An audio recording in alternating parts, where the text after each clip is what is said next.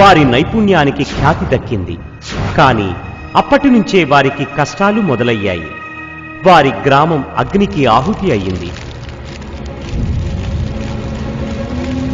రామాచారి, లక్ష్మణాచారి గ్రామస్తుల ఆగ్రహానికి గురయ్యారు.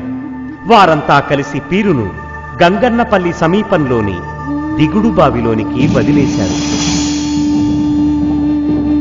అశుభం పోయిందని గ్రామస్తులు అనుకున్నారు. రామాచారి, లక్ష్మణాచారి భారంగా నిట్టూర్చారు.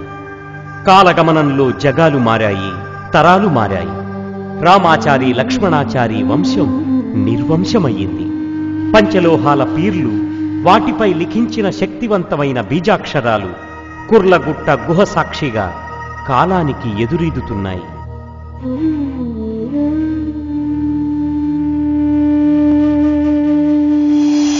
సుమారు 90 ఏళ్ల క్రితం తిరుమల కొండన్న అనే గొర్రెల కాపరి తన దాహాన్ని తీర్చుకునేందుకు ఈ పీర్లున్న బావిలోనికి దిగాడు. కుర్లగుట్ట గుహలో ప్రాణప్రతిష్ఠ జరిగి శక్తివంతమైన బీజాక్షరాలతో, పంచలోహాలతో, సూర్యకిరణాలకు ధగధగా మెరుస్తున్న పీర్లను చూసి కొండన్న భయపడ్డాడు. గ్రామస్తులందరికీ, తన తల్లిదండ్రులకు ఈ విషయం చెప్పాడు. ఎవ్వరూ నమ్మలేదు. కొండన్నకి పీర్లు రోజూ కలలోకి రావడం జరుగుతుండేది. విచిత్రంగా కొన్ని రోజులకి కొండన్న ఆరోగ్యం క్షీణించింది. గ్రామ ప్రజలందరూ సమావేశమయ్యారు. కొండన్నను పలకరించారు.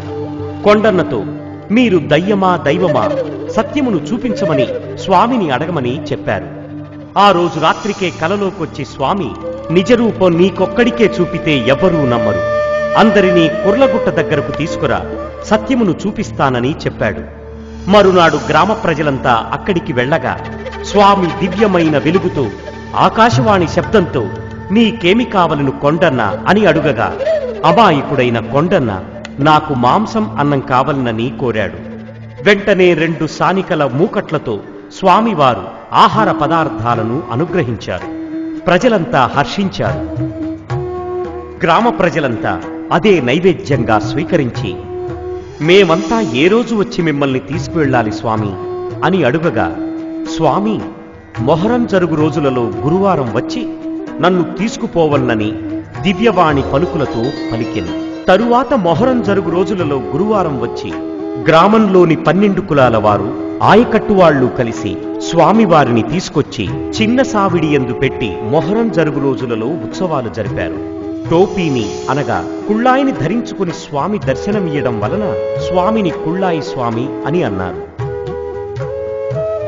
తన భక్తుడైన గొర్రెల కాపరి కొండన్న అడిగిన మాంసం అన్నమే స్వామి నైవేద్యంగా స్వీకరిస్తారు. అలా స్వీకరించడం వల్ల భక్తుడి తరువాతనే ఏదైనా భగవంతుడికి అనే సత్యం స్వామి చెప్పకనే చెప్పినట్టుంది.